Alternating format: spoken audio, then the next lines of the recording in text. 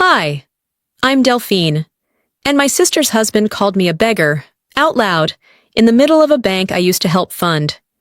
He smirked like I was nothing, and the rest of them just watched, like they'd done before. They erased my name from documents, group chats, family photos, even my mother's will. But what hurt more wasn't being left out. It was realizing they'd planned it all along. Why would your own family go this far, just to make you feel like a ghost? I arrived 15 minutes late. The valet didn't recognize me and asked twice who I was there to see. I mumbled something about a reservation under Whittaker, and he handed me a ticket like I was a stranger crashing someone else's party. The restaurant was glass, brass, and too many shadows. The kind of place people chose to be seen, not to eat.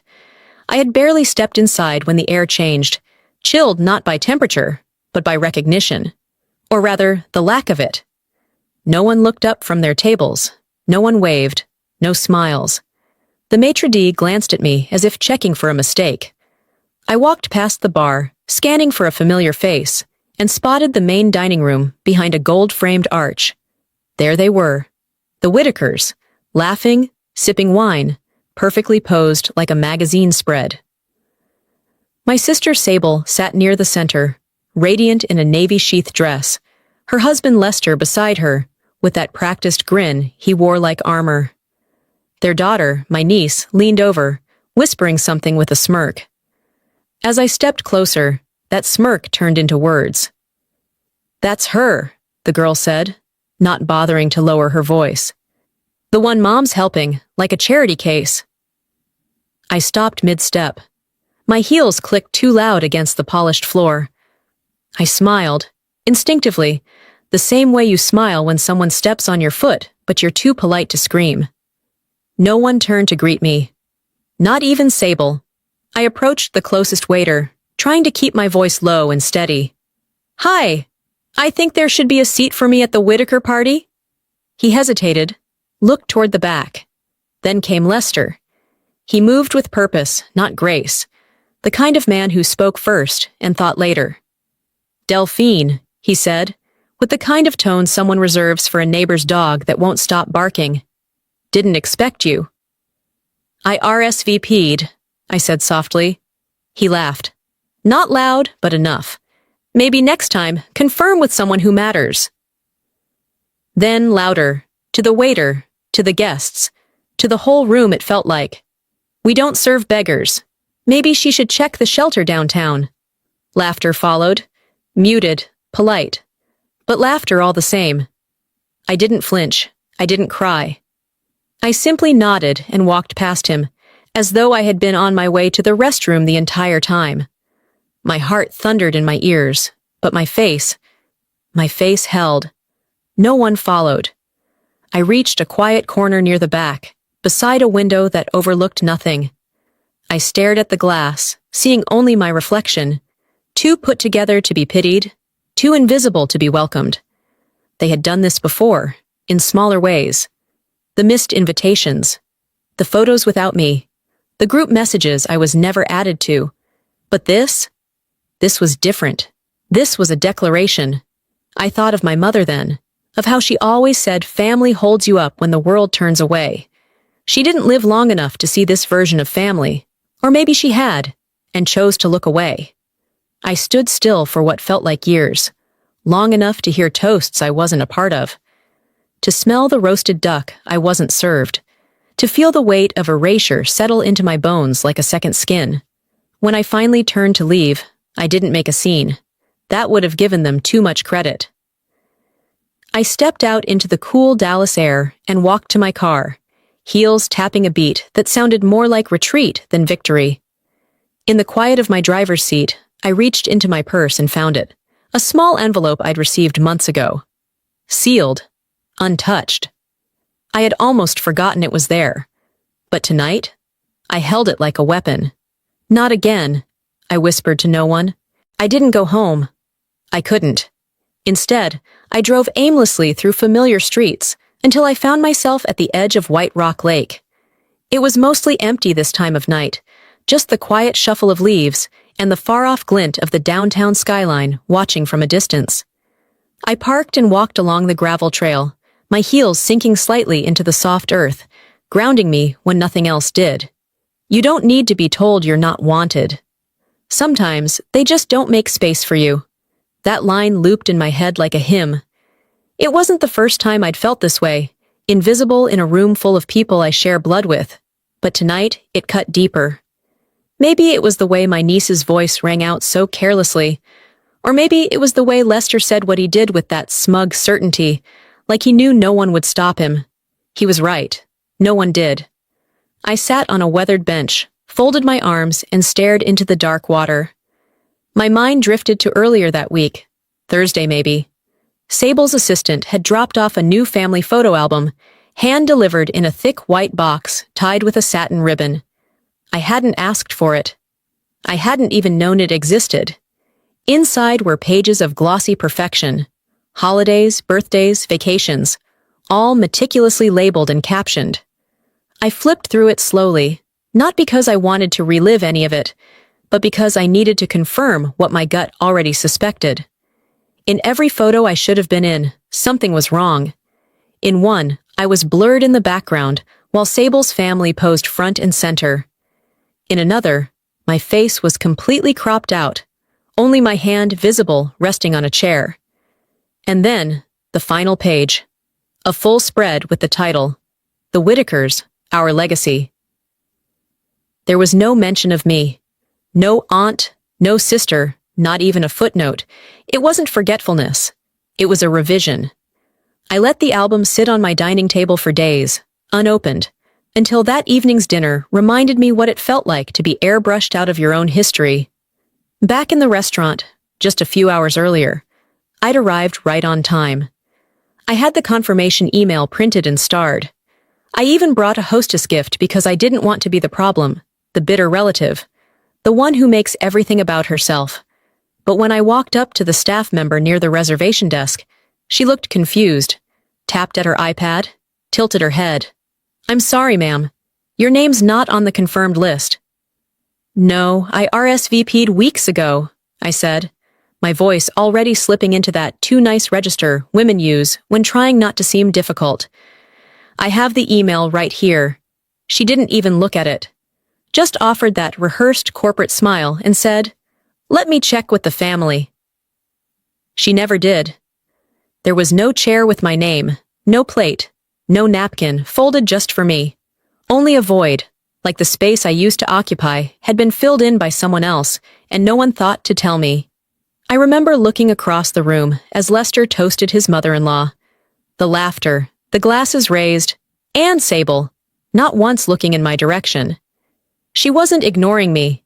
She was pretending I didn't exist.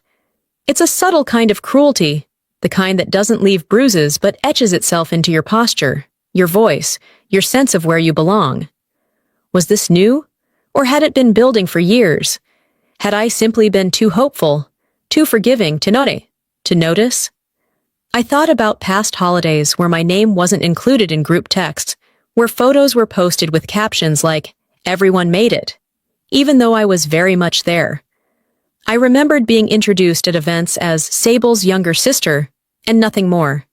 And suddenly, it wasn't just tonight that hurt. It was every small omission stacked like bricks until the wall around me was complete. The truth hit hard and quiet. They weren't forgetting me. They were erasing me. I drove home in silence. No music. Just the hum of tires and the ache of clarity. Inside, I didn't even bother taking off my shoes. I went straight to the bookshelf and started pulling out drawers, searching for something I hadn't touched in years. Old files, envelopes, a folder with documents I'd once buried under sentiment, contracts, signatures, records I wasn't supposed to have but kept anyway, because part of me always knew. I didn't sleep that night. Instead, I sat on the floor, papers spread around me like a map of everything they tried to take. Everything I was told didn't matter. "If I have no seat at their table," I whispered, "I'll build one they can't ignore." That night, I stopped grieving a family. I started auditing one. The clock glowed just past midnight, but I wasn't tired. My body ached from the weight of pretending, of staying upright in a place that never once invited me to sit. I'd traded my heels for socks and my silence for curiosity. I stood in the hallway of my apartment, staring at the hallway closet. Top shelf, right corner. That's where I'd buried it. Inside a battered box labeled Taxes 2009, I found what I was looking for. The green folder. It was one of those flimsy ones you get from office supply stores, but inside were pages that had once meant everything. My mother's original estate documents, scanned, printed, marked in my own handwriting from the week she passed. I sat on the floor and started rereading everything. The original will had a section, Section 4, that left a portion of the family estate to me, specifically. My name was typed clean, no typo.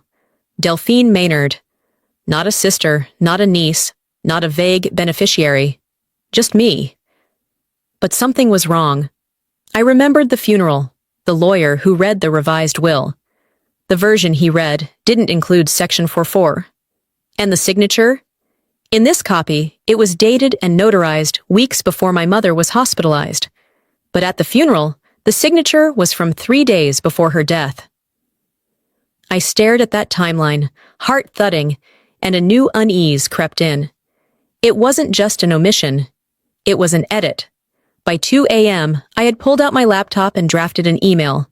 Not to Sable, not to Lester, but to someone who actually mattered. Carla Greer, a paralegal who used to work for Mom's attorney. I kept it short.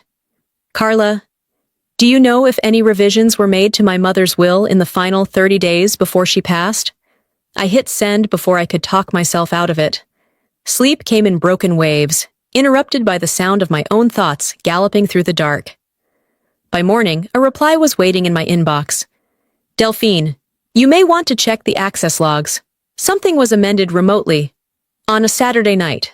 That's all I can say. I read it twice. Saturday night. I grabbed my planner. Yes, I still use one. And flipped back. That particular weekend, I'd been in Toronto on a work trip. No cell reception for 2 days because I'd stupidly left my international data plan off. I didn't even know Mom had been taken to hospice that week. I came home to find her already buried, and during that exact weekend, someone had amended the will. I didn't have to guess who. The following morning, I drove out to the Whittaker house. Sable was away. Palm Springs, a wellness retreat she'd posted about just days earlier. That meant the housekeeper would be the only one home, and she still liked me. Marissa let me in without a word. I told her I was picking up some books Mom had promised me. That wasn't a lie. I wandered the halls, pretending to look lost in memory, until I reached the portrait wall. The family history was curated like a museum. Every photograph framed in gold, perfectly aligned. Whittakers through the years, one caption read. Our founders read another. But in all of them, I was a ghost. In a photo from the 90s, I was partially behind Sable. My hair cropped out. In a Thanksgiving shot, only 3 plates were visible, though I distinctly remember being there. In another, Sable was holding a baby, my niece, and I was off to the side, blurry, barely in frame. Then I saw it. The legacy wall. 6 massive portraits, printed on canvas. Sable and Lester in the center, arms around each other. Their daughter, Lester's parents, and finally, their in-laws. Nowhere was I, not even in the caption. The core of the Whittaker lineage. I ran my fingers along the edge of one of the frames. It was cold, sharp. I didn't cry. I didn't even blink. I just stood there, long enough for Marissa to reappear with a hesitant smile. Find what you were looking for? Almost, I said, just checking the archives. Back home, I opened my journal and wrote only one sentence. They didn't forget me. They deleted me. Then, next to it, I wrote the date of the will's revision and circled it twice. They rewrote history, and I let them. And then I opened the folder I swore I'd never use. The papers were stiff from years of neglect. I laid them across the kitchen table under the yellow glow of the pendant light, each document a breadcrumb leading back to a version of my life where I still believed blood meant loyalty.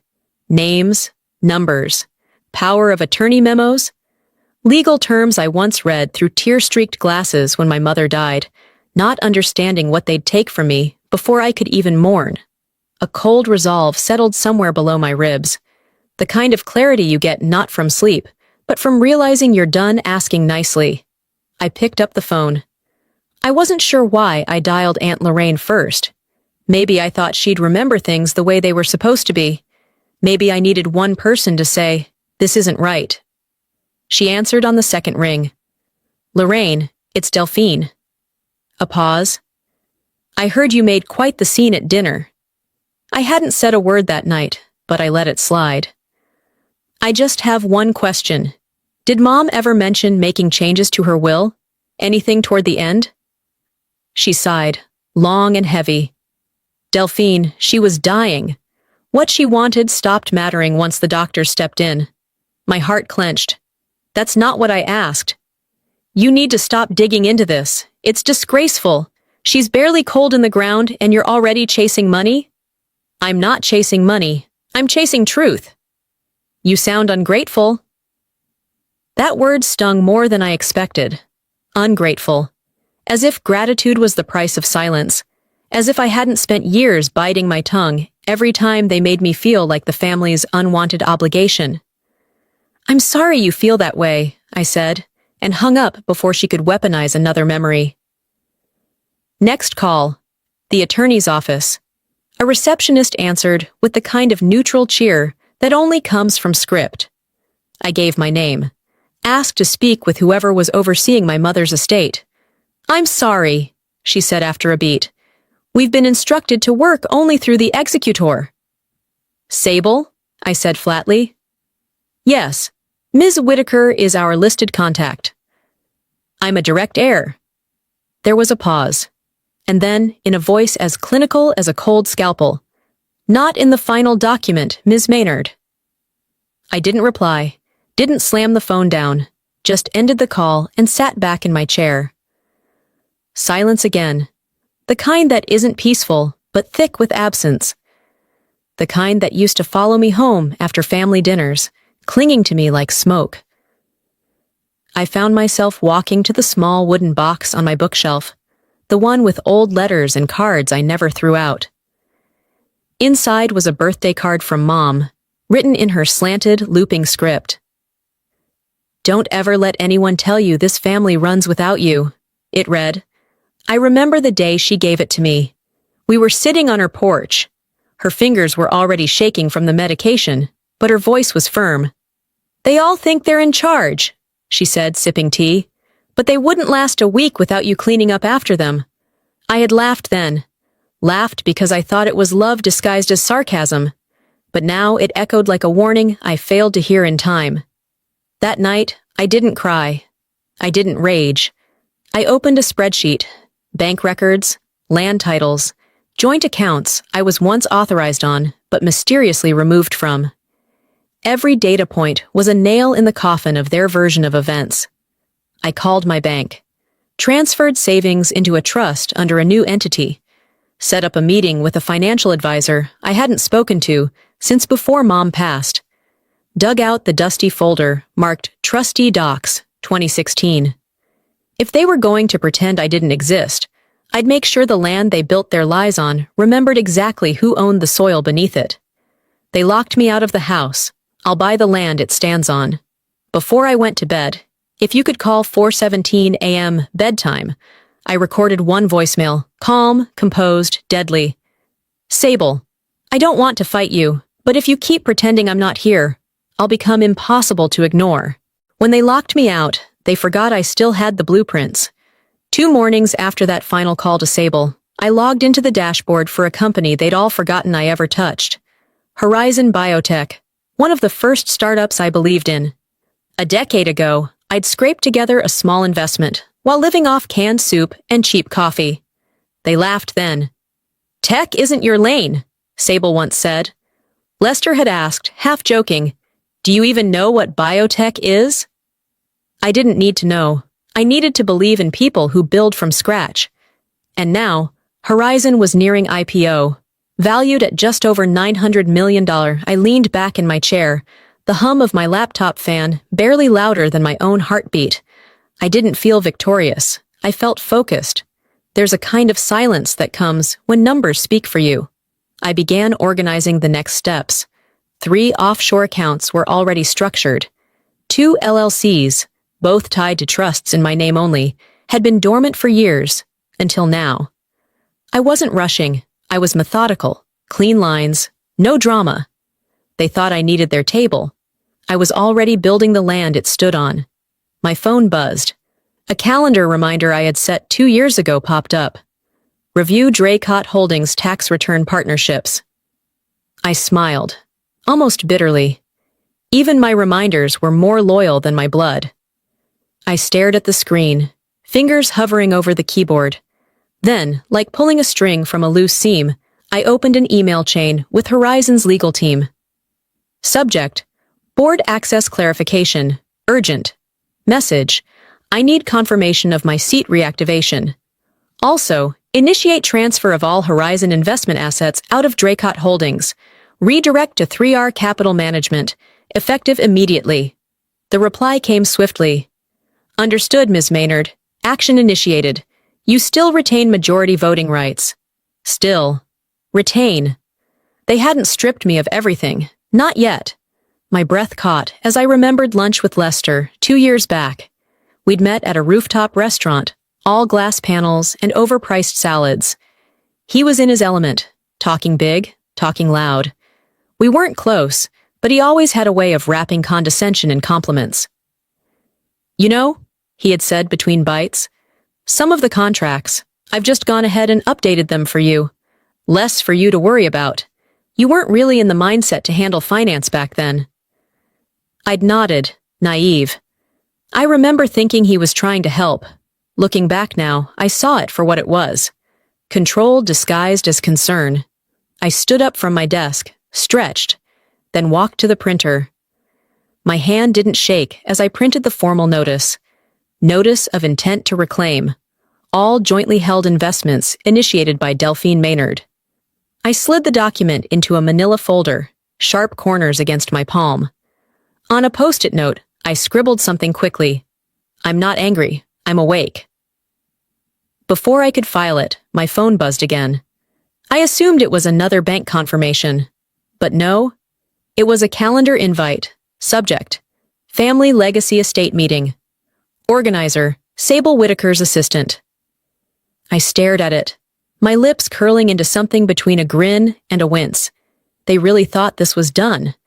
They really thought I'd sit in silence, accept the edits, wear the dress, and smile in the photos. Not this time. I tapped accept and whispered to myself, let's see how they behave when they think they've already won. By the time they saw my hand, the move was already done. I woke up before the sun did. My body ached, not from exhaustion, but from restraint. Rage held in for too long calcifies into something sharper, more precise. I reached for my phone. The estate meeting invite still glared at me from the lock screen. A neat little package of false diplomacy. The Whitakers were trying to present this like it was business. But locking someone out of their own name wasn't business. It was war. I opened the banking app. I needed to move my personal funds out of anything even remotely connected to the family network. My fingers hovered over the transfer tab. Error. Access restricted. I blinked.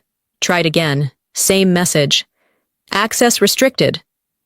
I refreshed. Nothing changed. Then I checked the joint legacy fund, the one created by Mom before the cancer advanced, the one I had been contributing to for years. Same error. I tapped the help button. A chat window opened, cheerful as always. Hi there, how can we help? I typed, why is my access restricted on account ending in 3497?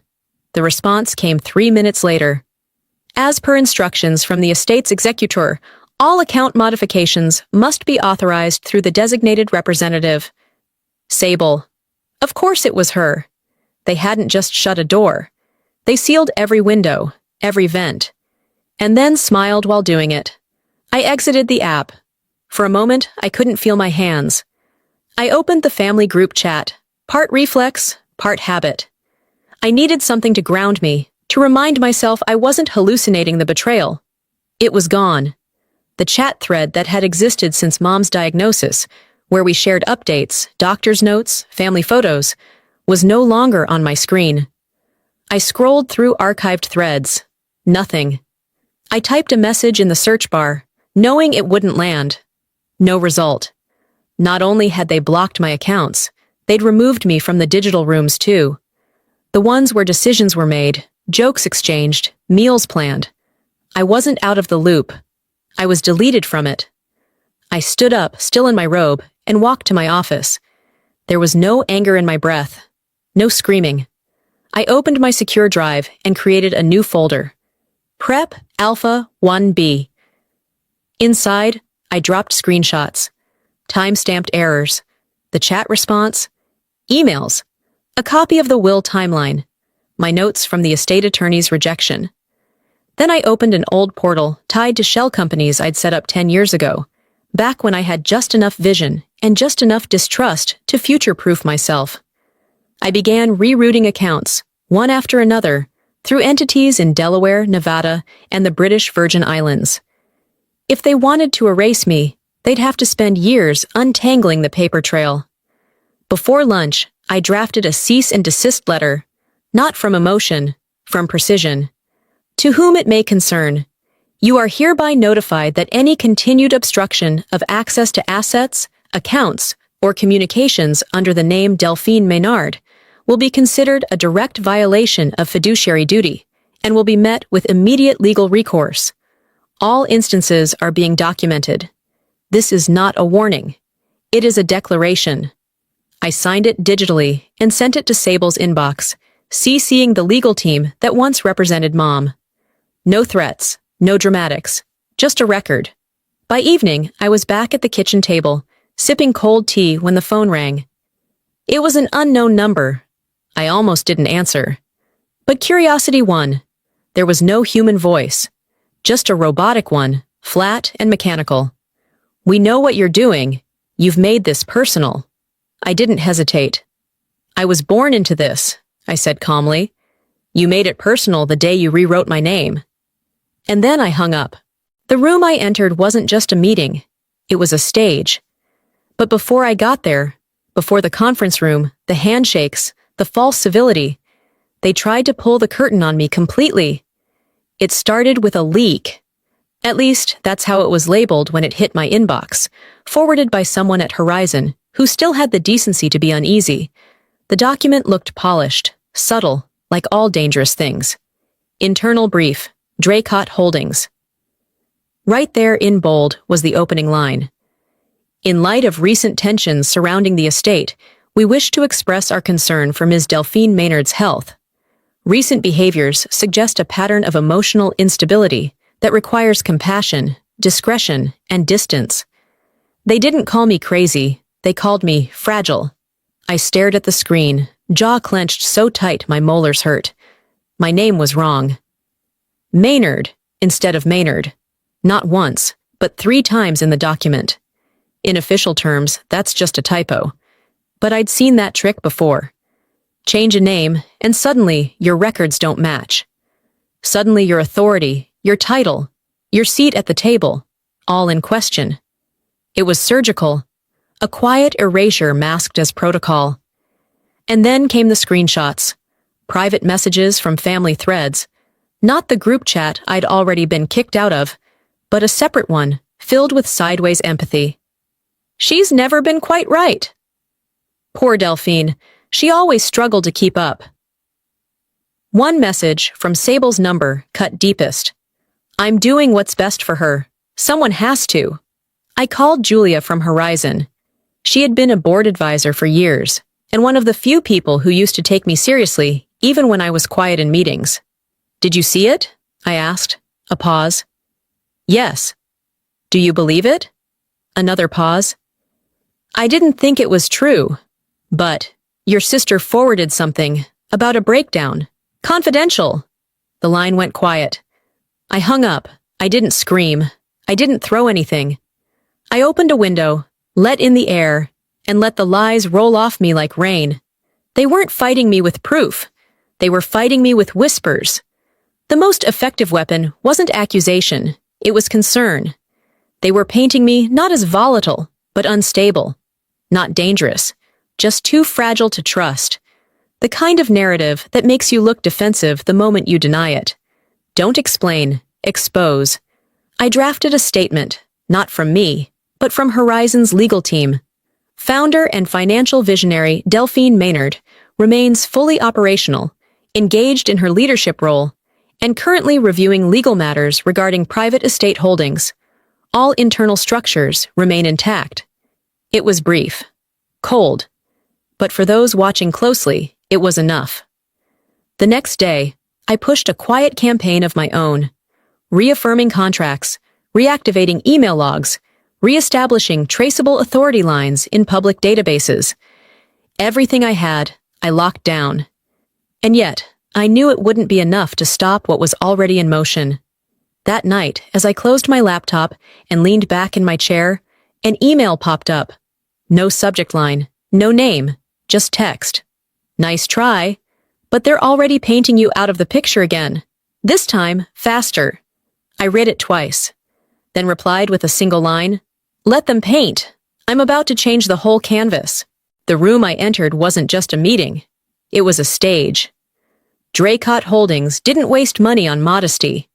Floor-to-ceiling glass, walnut-paneled walls, a custom-made boardroom table that probably cost more than the first home I ever rented. Everything in that room screamed curated power. I stepped in at exactly 9:58 a.m., just early enough to signal punctuality, but late enough to force everyone to look up when the doors clicked shut behind me. I was dressed in charcoal gray. No frills, no distractions. Hair tied back. No jewelry but the watch my mother had left me. Every seat was filled. Lester sat at the head, his fingers folded neatly on the table like a judge about to rule. Sable, to his right, wore that perfectly constructed mask she used whenever cameras were present, even though there were none today. Yet, no one greeted me, no one stood, but no one told me to leave, either. I walked to the far end of the table, opened my laptop without a word, and connected to the conference screen on the wall. The first slide appeared instantly. Estate timeline, verification and discrepancy log. I didn't speak for a full 10 seconds. Let them sit in it. Let them wonder if I was bluffing. Then, with measured precision, I began. This is a chronological breakdown of every legal document tied to the Maynard estate over the past 10 years. It includes signature metadata, access logs, and document control chains. The screen flicked through pages, emails, date stamps, even IP addresses. Then came the image that shifted the air in the room. A scanned copy of the contract I was told I had signed at 21. A power of attorney clause that gave Lester control over certain financial assets for her protection. This signature, I said calmly, was signed on a day I was in Milan, speaking at a research summit. Here's the boarding pass, the time-stamped photo, and the transcript of the keynote I gave that afternoon. Silence. No one moved. Then the screen shifted again, this time to a dashboard. Horizon Biotech. My original investment. The trust connected to it. The fund Sable and Lester assumed had been drained or dissolved. I'd like to show you the status of Trust Account 2117A, I said. It was activated 10 years ago, controlled exclusively by me. Today it holds $1 billion in assets. I paused. One click. Transfer initiated. The screen blinked once, then displayed confirmation. Transferred to 3R Capital Holdings. To my name. In full. You could feel it. The oxygen pulling away from their lungs. Lester stared like he couldn't understand the math. Sable's eyes flicked toward the window, as if looking for an escape hatch. This isn't what Mom intended, she said finally, her voice thinner than usual. I looked straight at her. No, it's exactly what she prepared for. You just thought I'd never wake up. No one argued. No vote was taken. The meeting ended without adjournment. One by one, they stood and filed out in silence, not even bothering to take their notepads. I stayed behind, collected my things, closed the laptop slowly, deliberately. As I slipped the folder back into my bag, a junior executive I barely recognized walked past, then paused. He looked down at the table, then slid something across to me, a small folded note on company letterhead. "They're planning something," it read. "Watch your back." I didn't flinch, didn't ask questions. I just nodded once and whispered to myself, "Let them." I just flipped the table. Some truths don't need to be spoken. They just need to be lived. The day after the boardroom implosion, I stayed home. No meetings, no phone calls. Just me and a silence so thick it felt like a second skin. It wasn't peace. Not yet. It was the quiet hum that comes after something shatters. I sat in the living room, curled on the edge of the couch, coffee cooling untouched in my hand. On the TV, a local news anchor smiled through a segment about corporate leadership transitions. My name never came up, but Sable's did. Whitaker steps down from Draycott Holdings Board, citing personal focus and wellness, the Chiron read. No mention of forged signatures. No acknowledgement of the 1B transfer that had just rocked the company's foundation. No recognition of what had actually unfolded in that room. They spun it, of course. They always did. Dressed their retreat in silk and called it strategy. I didn't expect applause, but I did expect the truth to carry more weight. Later that evening, I put on a black dress and heels and attended a charity gala I'd RSVP'd 2 weeks earlier. I showed up on time, walked the red carpet with the same poise I'd worn in courtrooms and fundraisers. I smiled, I nodded, I played the part, until the recognition ceremony began. The host rattled off names, contributors, partners, legacy families. There was a brief pause before what should have been mine. Then, nothing. They skipped me. One of the organizers, a woman I'd known for years, looked directly at me and then away. Like she had rehearsed it. Like it hurt her more than it surprised me. A few heads turned. A few eyes avoided mine.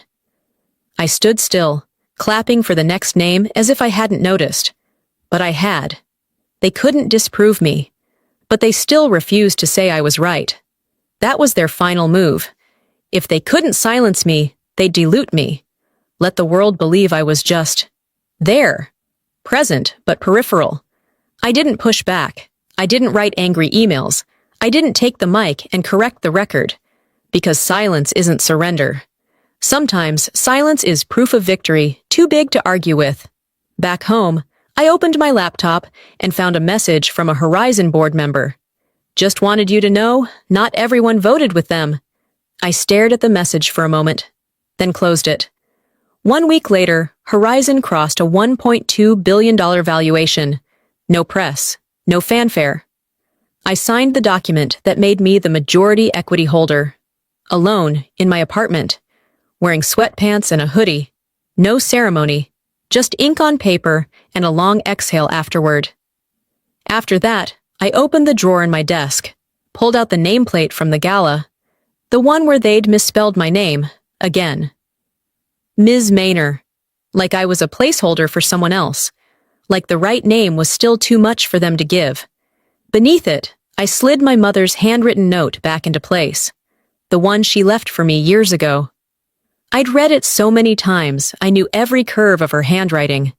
They still won't say my name right, I murmured aloud, but they'll never forget who I was. Not every legacy is inherited. Some are rewritten, painfully, proudly, personally. It was a Friday morning when the package arrived. No name on the label, just my address in a familiar cursive. I almost didn't open it. I thought it was another silent reminder from a family that had made silence their most practiced language. Inside, there was a single USB drive. No note, just a sticker on it in my mother's handwriting, for her only. I plugged it into my laptop without expectation. What loaded was a grainy video, recorded in her bedroom, maybe weeks before she passed. The lighting was poor, her voice faint, but her eyes, they held. Delphine, she said slowly, as if the syllables themselves took effort. "I know they've made you feel like a shadow, but you are the light that keeps this family real." I didn't realize I'd stopped breathing until the screen went black. Later that day, the doorbell rang. It was my stepfather. I hadn't seen him in almost a year. He looked older. Or maybe I just hadn't noticed how tired he always seemed when Mom was still alive. He held a small envelope, slightly yellowed, the seal still unbroken. "She wrote this the week before she lost her voice," he said, eyes avoiding mine. "I was supposed to give it to you, but I didn't. I was afraid. I didn't want the fights. I was a coward." He handed it to me, and I didn't speak. Didn't move. Just nodded once and closed the door behind him. I read the letter sitting cross-legged on the floor, back against the bookshelf.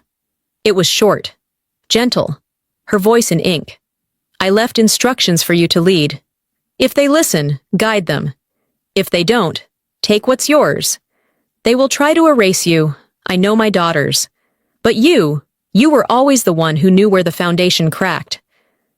There were no metaphors, no drama, just truth. I didn't cry. I didn't rage.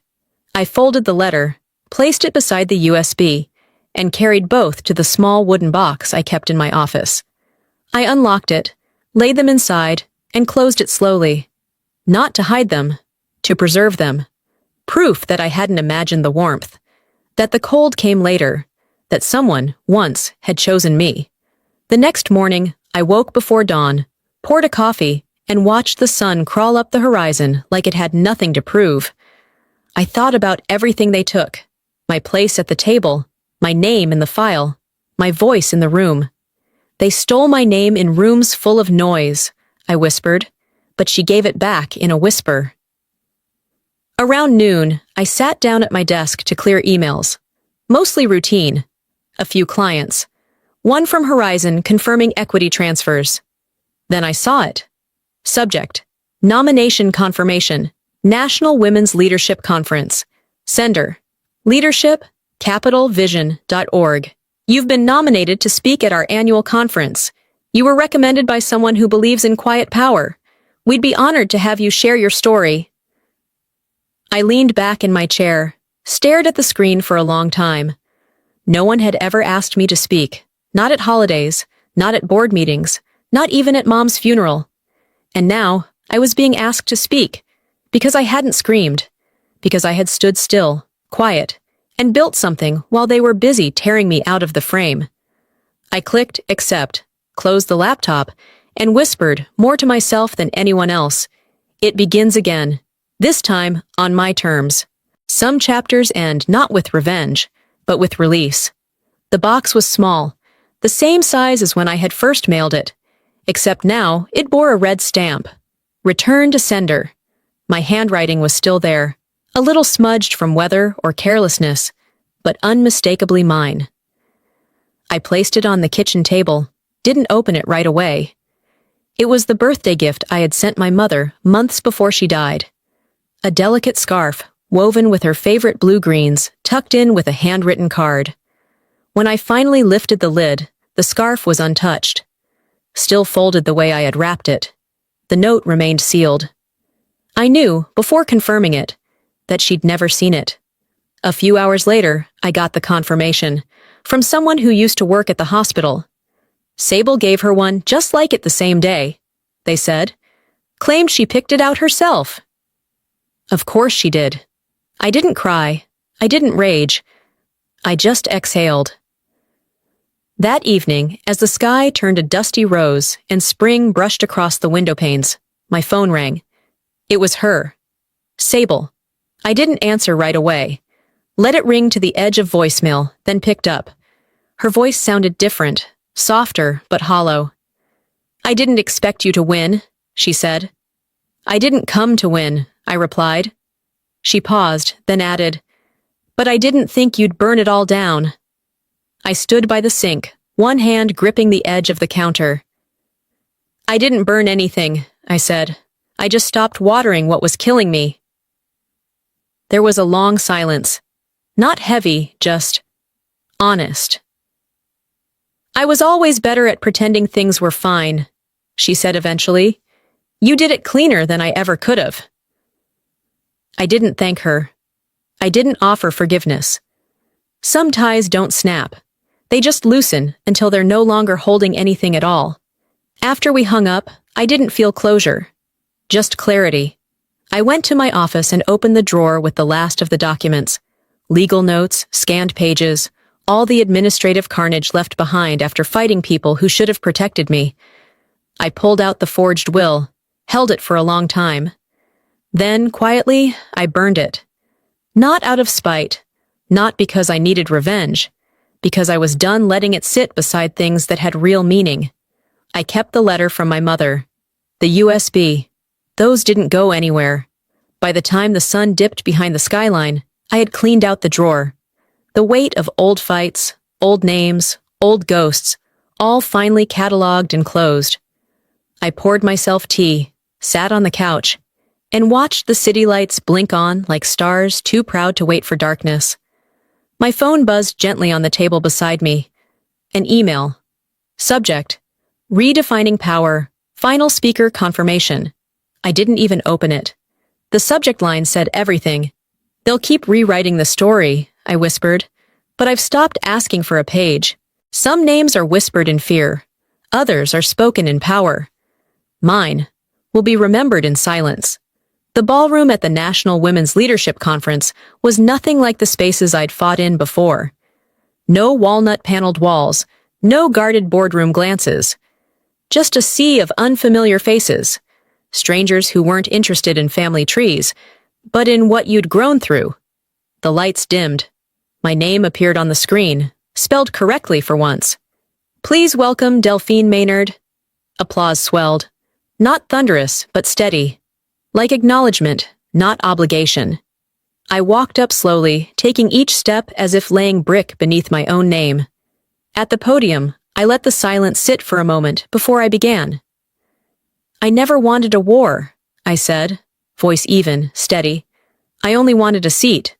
When none was offered, I built the table." I wasn't there to tell them about betrayal, not directly. I was there to talk about structure, strategy, the quiet kind of strength that outlasts noise, the kind you build in shadows when everyone else is looking at the spotlight. I told them the story, parts of it, about what it means to be edited out, to be made invisible while standing in the center of the frame, about silence used as erasure, and silence used as armor. My voice trembled once, when I said, "They called me unstable because I didn't scream. They called me ungrateful because I didn't bow." But it steadied. It always did. The room didn't stir. No coughs, no whispers. Just breath held, shared. Midway through, I paused, looked out at the rows of women, business leaders, mothers, community builders, people who knew how pain could polish. "There was a man," I said, "who once looked me in the face and said, 'We don't serve beggars.'" I let that sit. Then I smiled. Slow and true. "Funny," I said. "Now they all line up to serve me." Not a laugh. Just stillness. Then, slowly, hands came together. Not all at once. Not a standing ovation. But something better. Sustained applause. Lasting. When I stepped off stage, I didn't look back. I traveled home the next day. The air outside my apartment was different. Or maybe I was. The heaviness was gone, replaced with something steadier. Not pride, not peace, but place. In the mail, a letter. No return address. Inside, a single slip of paper. Typed simply, "You spoke for all of us." I read it once, then folded it and placed it in the drawer beside my mother's note. That night, I didn't work. Didn't plan. Just sat by the window, tea cooling on the sill, and watched the city exhale beneath me. "I didn't just survive them," I whispered. "I outgrew them. This isn't the end of a name. It's the start of a legacy. Sometimes the loudest power is the one that doesn't shout. It simply refuses to disappear. If you've followed my story from the beginning, you know by now. I didn't win because I screamed louder. I won because I stayed standing long after the shouting stopped. There were days I questioned my worth, moments I believed their version of me, and nights I wanted to disappear into the silence they forced upon me. But what I learned, what I want you to carry, is that your value doesn't come from who claps for you. It comes from knowing, deeply and quietly, who you are when no one's watching. To anyone out there who's ever been erased, overlooked, or rewritten by someone else's fear or ambition, you are not alone. Maybe you're the sibling who was left out of the story, the colleague passed over, the child forgotten in family politics. Maybe you're the quiet one in the back, building your own table while everyone else fights over a seat. Speak when you're ready, and speak in a way they can't ignore. Now I want to hear from you. Have you ever been made to feel invisible by the people who should have seen you most? What did you do, or what do you wish you had done? Let's start that conversation in the comments. If this story resonated with you, if it made you pause, or cry, or breathe a little deeper, drop a 1 in the comments, or let me know where you're watching from. And hey, if it didn't land with you, tell me why. I'm here to listen too. And don't forget, if this story touched your heart, please subscribe to the channel so you won't miss the next one. More stories are coming. Ones about quiet strength, second chances, and the power of not giving up. I'll see you there.